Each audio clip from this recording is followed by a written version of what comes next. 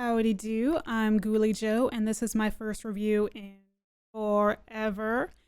And since I recorded my last video, I've gotten some fancy recording equipment. I know it's distracting having all this up in my face, but unless I talk really loud and right into the microphone, it doesn't record me so good.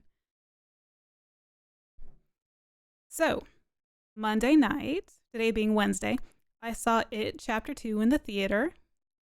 And I tried to do my review last night, but I had technical problems with the fancy equipment. And I'm still getting used to it, so forgive me if I'm bobbing around trying to find the sweet spot to talk into.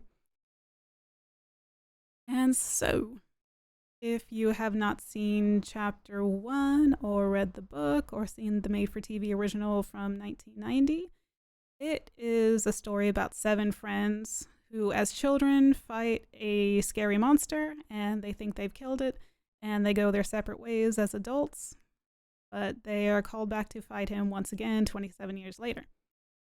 The bulk of the action takes place in 2016, with occasional flashbacks to 1989 when the characters are kids.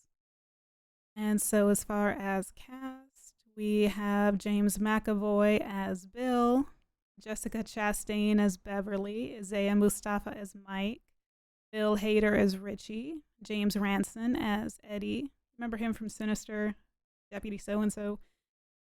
And Jay Ryan as Ben, and Andy Bean as Stan.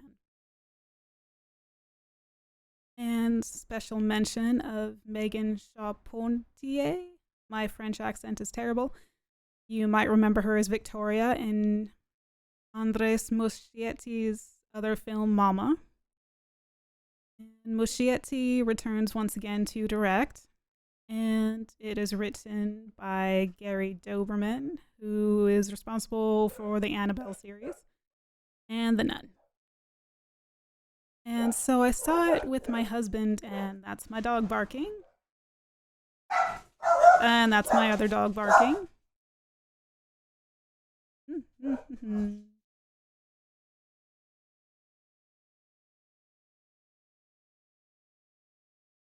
As I said, I saw it with my husband, Andrew, and a good chunk of his family. My mother-in-law, Christine, went to sleep, and my father-in-law, Gordon, was totally unimpressed. And Dennis, who's a friend of the family, he liked the first one better. He was kind of like, meh. And then Andrew was like, I don't know if I liked it or not. So it was mixed reviews. My own feelings about the movie, I have a couple gripes about it. Mostly, the movie's 2 hours and 49 minutes, but they still managed to gloss over a lot of stuff from the book. Like Audra, played by Jess Vixler from Teeth, who is Bill's wife, and Beverly's husband, Tom. They're pretty much throwaway characters, and they don't contribute anything to the plot line. But it feels like they were included anyway just because they were in the book. In the book, you're going to get used to hearing that. In the book this and in the book that. So in the book, they play much larger roles. Both of them follow their spouses to Maine, and they get mixed up with the clown, and it's a thing. And so why even include them at all if they're just going to be in there for like 2 minutes and they don't do anything? And my other major gripe is that there's too much humor. There's a lot of creepy moments. They just diffuse the tension with a joke, especially Richie. There is one scene when Eddie gets stabbed in the face. Not a spoiler, I don't think. And then he's sidling out the room and being like, oh, you should change that mullet. It's really, you just got stabbed in the face. And there's one scene when Beverly is stuck in a bathroom stall and people are pushing on the door, making their way in there, and somebody says, here's Johnny. And I'm like, really? There are a lot of homages to Stephen King's other work. I noticed The Stand, and there's a scene when Beverly is covered in blood and she looks just like Carrie.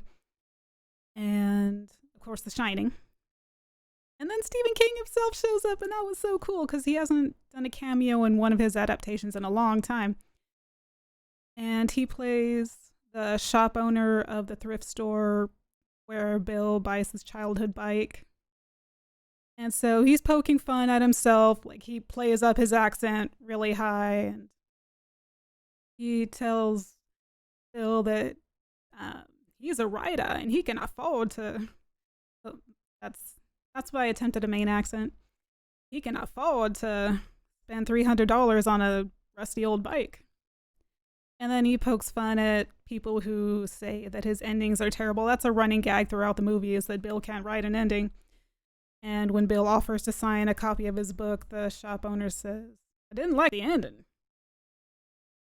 And so there were a couple, I complained about the humor, but there were a couple of times when I laughed out loud, like when Bill buys his bike and he's like, "Mister, one time she could beat the devil." And then he goes out and he tries to ride the bike and it's practically falling apart under him and he's trying to ride the...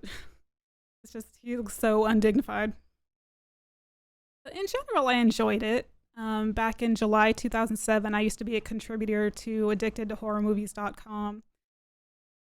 Just to take a note here, I really liked writing for Addicted to Horror Movies, and I would still be doing it, but the editor and my mentor, a wonderful guy named Matt Mulgard, he passed away, and so I don't write for them anymore. Going back to it, and the article I wrote it before the first chapter was released, and I called it 5 Things We Don't Want to See in It. I based it on stuff I didn't like about the source novel, because I hadn't seen the first one, obviously. It didn't come out for another few months. And so I had 5 things I did not want to see in the movie, and this applies to both chapters, most of them. Number 5 was fat people gorging themselves. Stephen King hates fat people, and I don't know why. But in the book, he spends a lot of time talking about how much Ben eats, and oh, his gross mom and his gross wife, and oh my gosh, they eat so much and they're horrible. And they avoided that mostly. Interesting side note, the same actress plays Eddie's mom and his wife, Molly Atkinson. And they didn't make her super duper horrible. I mean, his mom, her scenes are all from 1989, so she's got like a track suit and but mostly they keep away from the fatism. Richie makes a few tasteless jokes about her weight, but other than that, it's okay. Nobody's like gobbling food or anything, and that's nice. And number 4 was Richie's tiresome jokes. Oh my god. And so this happens in the movie where Richie is just like with the one-liners. There was one I laughed, though. They're in a library, and he says, "Well, that was overdue." Get it? Because we're in a library? And that made me laugh. Yeah, in the book, it takes place in 1958 when they're kids, and his jokes are horrible stereotypes, racist, ethnic, cultural even, and they're all just, thank God he didn't do that in either chapter. His character as a child in the book is just ghastly at times. But Finn Wolfhard, who plays Kid Richie, is so adorable. It's in Stranger Things. And adult Richie is, cuter to a lesser degree, but still pretty funny. He's only minorly offensive with the fat jokes. Number 3 was Adrian Mellon and Don Haggerty. They are the couple that the movie opens with, the gay couple that get gay bashed because they're gay. And that scene is really hard to watch in chapter 2, seeing these 2 guys get beaten up just for being in love. But oh man, if you've read the book, I just sat there thinking, thank God they didn't do like in the book. Because Adrian, he's the one who gets eaten by Pennywise. The kids are, he smart mouths to the kids for, daring to be gay in their town. And so in the book, he's just freaking out. They're pushing him around, and he's likened to both a rabbit and a rag doll, and he's like lost all his bravado. And he's pretty much begging for them to leave him alone. And Dawn, his boyfriend, is pretty much standing off the side going, oh, help me. Oh my gosh, I'm beating up my boyfriend. And in the movie, they both get the shit beaten out of them. And while that's not nice, it's much, like, at least Dawn takes some hits. He's not just standing around going, whoa. And in the book, Dawn talks to the police afterward in the book, and he's described this way by a police officer who was covering the murder.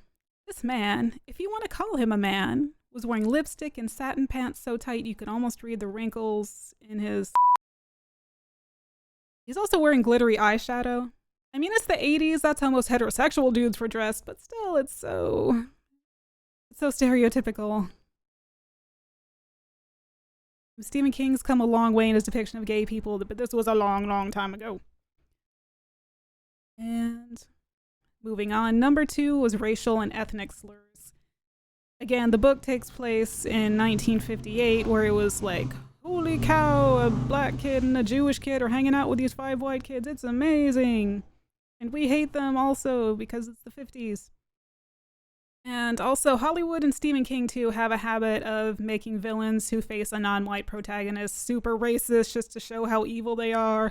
And so they always come out with the slurs, and it's, why do you have to do that all the time? And so in this movie, fortunately, they didn't. Number 1 is the sewer orgy. We are gonna just bypass that because that didn't happen anyway. If you're curious, just read the book. And so overall, it met my basic expectations. And so overall, my hopeful expectations, looking at it from a feminist perspective, it's pretty great that Beverly is more equal to the male characters, especially in the first movie. She was like, oh, I'm kidnapped. In this one, she's pretty much their equal. They don't make a big deal of, oh, Beverly's the girl. So there is one scene where, or actually a few scenes, when they're down in the sewer and she's wearing a white tank top and she's just soaking wet through fighting the monster. And looking at it from an LGBTQ perspective, we already talked about Adrian and Dawn. There's one character that they retrograde from the first movie. They didn't have any kind of signals. Guess which one? If you said the one who's small, sickly, and obsessed with his mother, you'd be wrong. Woo! It's Richie. Not a spoiler, this is all over the internet. No, he does have a thing for Eddie, though. Unfortunately, it's more of a blink and you'll miss it. They show him in flashback being attracted to another boy, but as an adult, he doesn't do anything with those feelings except carve his and Eddie's initials into a bench. He doesn't even come out to his friends. He doesn't get his little happy ending like everybody else. But it's still so sweet. And looking at it from a racial perspective, I was really pleased with Isaiah Mustafa's depiction of Mike. Chosen Jacobs, they really underused him in the first chapter. And thinking about the original from 1990 with Tim Reed. Tim Reed is cool dude, you know, sister. And it is the way they had Mike in that movie. He's so subdued and just like this elderly gentleman in a cardigan.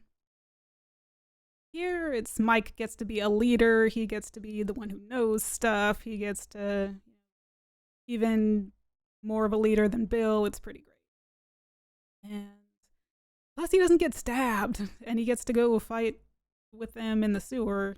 He's like, I'm in the hospital. Tell me how it went. And so in conclusion, the movie has strong performances from the actors young and old, and the great casting. The kids actually look like their adult counterparts, which is, you don't always get that in movies. And it's not super scary. I thought the scariest parts were actually with Javier Botet. He plays both the hobo and the old witch. I thought his scenes were a lot scarier than the ones with Pennywise, because Pennywise is so freaking cute. His little googly eyes. And it's like Tim Curry from the original. It's like, you're so cute. How can you be scary? But, so it's kind of creepy. It's kind of funny. It can hold your attention for 3 hours pretty good. So I recommend it. I thought maybe not in the theater because it's so long, but yeah, I saw it in the theater and it was all right. I had coffee. All right. And that'll be that. Thanks for your kind attention. And good day.